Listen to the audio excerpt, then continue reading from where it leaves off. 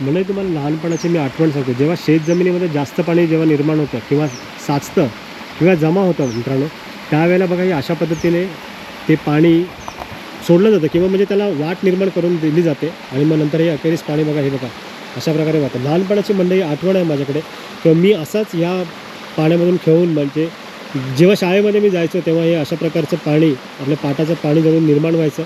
आपल्या शेतजमिनीमध्ये जास्त पाणी झाल्यामुळे माझे काका एका जमिनीचा थोडासा भाग काढायचे आणि मग नंतर तिथून पाण्याला वाट करून द्यायचे. तर तसंच इथे तुम्हाला पाहताना आढळेल की बाबा हे सुद्धा पाणी इथे त्यांनी वाट निर्माण करून दिल्या पाण्याला. आणि हे तुम्ही बघताय पाट, हा जो पाटाचं रूपांतर झालेलं आहे त्या पाण्यावरचं, हे बघा बघताय ना.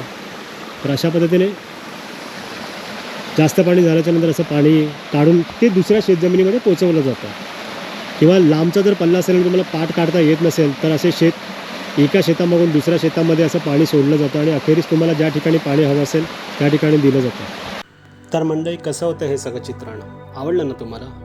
आपण सध्या वीर या गावी आहोत. वीरबंदर येण्याआधीचं हे सगळं चित्रीकरण तुम्हाला करून दाखवलं होतं. तर मंडळी नमस्कार, माझं नाव आहे अमित आणि तुम्ही पाहता आपला नवनिर्मित चॅनल टूर दी कोकण महाराष्ट्र. मंडळी वाजलेत संध्याकाळचे 4 वाजलेत आणि आपण आहोत आता वीरबंदराजवळ. वीरबंदर कुठे आलं तरी हा प्रश्न तुम्हाला पडला असेल. आळवरून आपण जेव्हा राईट टर्न घेतो आहे त्या दिशेने तुम्हाला सरळ यायचं आहे. मध्येच तुम्हाला गाव भेटेल तोंडली वगैरे. यांना पुढे सारत अगदी शेवटचं जे गाव मिळेल ते वीर गाव आहे आणि हे वीरबंदर म्हणून ओळखलं जातं. म्हणजे इथे बोट किंवा तुम्ही होडीच्या साहाय्याने या टोकावरून दुसऱ्या टोकावरती जाऊ शकता, असं हे ठिकाण आहे. आणि आता हे जे तुम्ही पाठचं चित्रण जे बघताय ते आहे कापसी नदीचं हे दृश्य आहे. हे बघा मी तुम्हाला दाखवतोच. तुम्ही याचे बरेचसे व्हिडिओ बघितले असतात वीरबंदराजवळचे, त्यामुळे मलासुद्धा या बंदराला म्हणा किंवा या ठिकाणाला भेट देण्याची इच्छा झाली होती. आणि आज भर पावसाळी आपण इथे मला इथे एवढं दृश्य खूप छान वाटतं, कारण कापसी नदीचा एवढा जवळून हे सगळं दृश्य जे बघता आलं मला ते खूपच छान आहे. कारण नेहमी म्हणजे आपल्या कुंडलीमधून जी शास्त्री नदी वाहते ते त्याचं दृश्य तर मी बघितलंच होतं, पण कापसी नदीला एकदा जवळून न्याहाळण्याचा हा योग आलेला आहे वीरबंदराजवळ. तुम्ही बघताय माझ्या समोर, माझं नाव आहे अमित. तर आता बघा पूर्णपणे तुम्हाला मी या कापसी नदीचं दृश्य दाखवतो. वरून जी नदी येते ती शिवणे, त्याच्यानंतर मुरतवडे आणि केरे वगैरे या सगळ्या असोरे म्हणा किंवा शिवणे अर्थात ह्या सगळ्या गावांना भेट देऊन ही कापसी नदी येते इथे पुढे. आणि अखेरीस इथे वीरबंदर, त्यानंतर पुढे समोरचं जे गाव आहे ते काजुर्ली गाव आहे. काजुर्ली 2 गाव आहेत, तुम्हाला माहिती आहे. काजुर्ली मानवाडीसुद्धा तिकडे पुढे आहे आणि हे मुख्य काजुर्ली म्हणून ओळखली जाते म्हणा. तर कापसी नदी अशीच पुढे मित्रांनो मागजन या ठिकाणी कर्जुवे अशी गावं या कापसी नदीला मिळतात. आणि नंतर अखेरीस फुणगुस, बाव नदी बरोबर ना, बाव नदीला भेटत अखेरीस शास्त्री नदी निर्माण होते म्हणा किंवा शास्त्री नदीचा संगम होतो तिचा. तर हो बरोबर. नंतर तुम्हाला माहितीच आहे शास्त्री नदी अखेरीस जयगडची जी आपण खाडी म्हणतो तिलाच शास्त्री नदी असं म्हटलं ते तुम्हाला माहितीच आहे. तर तेच हे कापसी नदी आणि बाव नदीचा जो संगम होऊन पुन्हा शास्त्री नदी निर्माण होते. तर हे जे तुम्ही चित्रण बघताय ते आहे कापसी नदीचं. म्हणजे कसं वाटतंय बघा, पावसाळी वातावरण आहे तिकडे, पूर्णपणे हिरवागार गालिछाने नटलेला हा डोंगर पाहताय तुम्ही, हो की नाही बघा. आणि समोर आहे काजुर्लीचा गाव. मी यूट्यूबवरती येथील व्हिडिओ बरेचसे पाहिले होते की वीरबंदराचा चित्रण केलं होतं काही लोकांनी. आपल्या कोकणी प्रवर्तकनी सुद्धा वीरबंदराची शूटिंग केली होती आणि आपल्या यूट्यूबवरती अपलोड करण्यात आली होती अर्थात. तर ही माझी दुसरी वेळ आहे इथे, परंतु या बंदराला मी भेट दिली नव्हती. आता म्हणजे इथे तुम्ही इथे शिप्स बघतच असाल, हे बघा. तर या ठिकाणावरून तुम्हाला दुसरी काजुर्लीत वगैरे जायचं असेल तर माणसांची ने-आण करण्यासाठी या अर्थात बोटीचा वापर केला जातो. सध्या नावाडिक इथे उपलब्ध नाही आहेत. अच्छा, तुम्हीच आहेत का? नावाडिक आहे तिथे उपलब्ध, ते आपल्याला या टोकावरून दुसऱ्या टोकावरती नेण्यास मदत करत असतात. साहेब काय नाव तुमचं? या जरा पुढे चालेल ना, घेऊ? चालेल ना. अच्छा, मग ठराविक वेळ असते का साहेब? म्हणजे लोक जशी येतात तसे तुम्ही बोट या ठिकाणाहून दुसऱ्या ठिकाणी नेता? सकाळी काय अशी विशिष्ट वेळ आहे की बाबा 8 वाजता तिथे? काय नाही, तुम्ही 24 तास जणू अवेलेबलच असता इथे. हां, गाव कुठलं तुमचं? इथे जवळच राहता?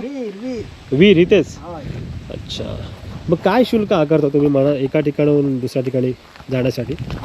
पेशंद्र उतरायचं, पहिलीकडे घ्यायचं, पहिलीकडे सोडायचं. हां, म्हणजे त्याचे किती चार्जेस असतात समजा? जायचं 10, यायचं 10, एका माणसाचं 20. होय ना. मग एका या शिपमधून मला वाटतं तुम्ही 2 जणांना नेत असावं असं मला वाटतंय. चौघ जण जातात? 5 जण. अच्छा, समजा कधी महापूर वगैरे आल्याच्या नंतर तुम्ही बोटीने असा प्रवास करता? मग 2 जण लागतात ना. हो ना. नाही, ही खरोखर चांगली बाब आहे की तुम्ही माणसांची ने-आण करण्यासाठी तुम्ही ते सदैव तत्पर असता. ही खरोखर चांगली बाब आहे मंडळी. तर बघ, काय म्हणताय? नाही नाही, आता पलीकडे नाही.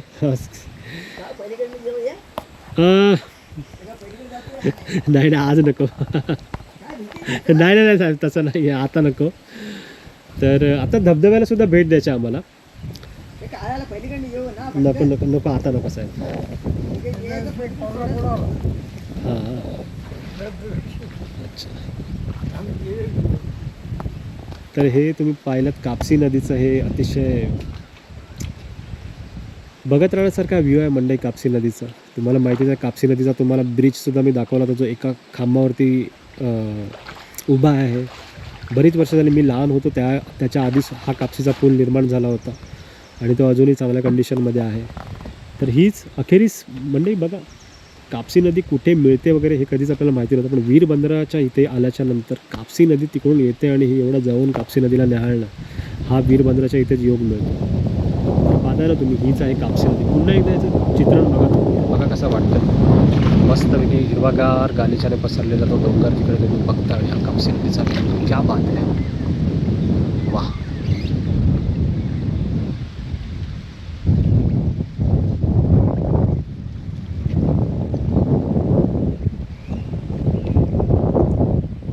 कर्जुवे मार्जन अखेरीस फुडबुसला मिळत बाव नदीच्या साह्याने अखेरीस शास्त्री नदीला मिळते. तर तुम्ही माझ्यावर पाहिलात मंडळी वीरबंदरावरचा हा सगळा हे दृश्य तुम्ही पाहिलात माझ्याबरोबर. माझं नाव आहे अमित. कसं वाटलं मंडळी तुम्हाला हे सगळं चित्रण, ते मला आवर्जून सांगा. तुम्हाला इथे येण्यासाठी मंडळी बघा, इकडूनच आता याच रस्त्याची सोय आहे उपलब्ध. इकडून तुम्ही वरच्या रस्त्याच्या साहाय्याने येणार.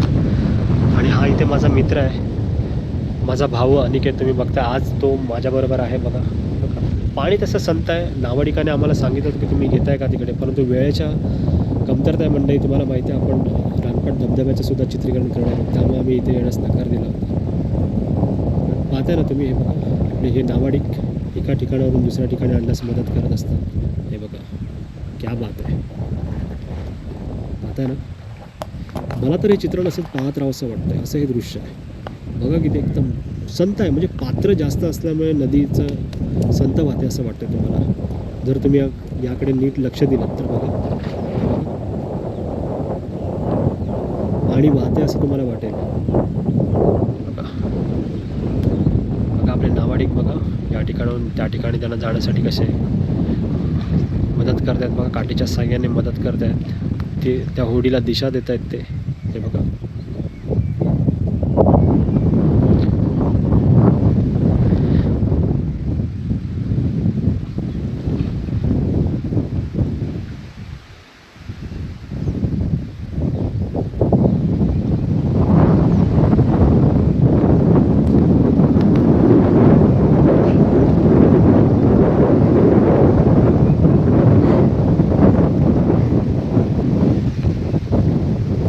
पाण्याचा मंडई प्रवाह आहे, त्यामुळे आपल्या नावाडिकांना थोडी जास्त मेहनत करावी लागते. आणि त्यात कुठलंही साधन नसताना नावीला किंवा होडीला दिशा देणे हे खरं तर कौशल्य आहे.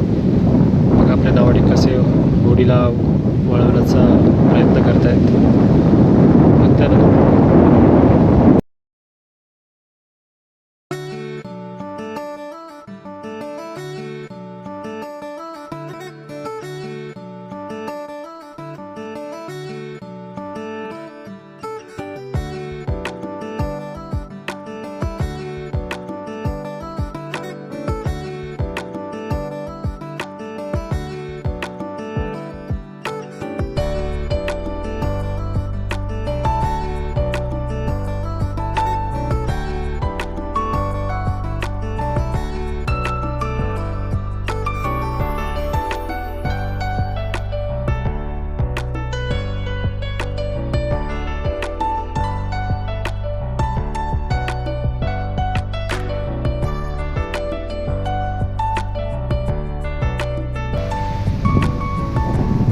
मला तर इथे येऊन खूपच बरं वाटलं, कारण निसर्गाच्या सान्निध्यामध्ये वेळ घालवणे हे मला नेहमीच आवडत आलेलं आहे मंडळी.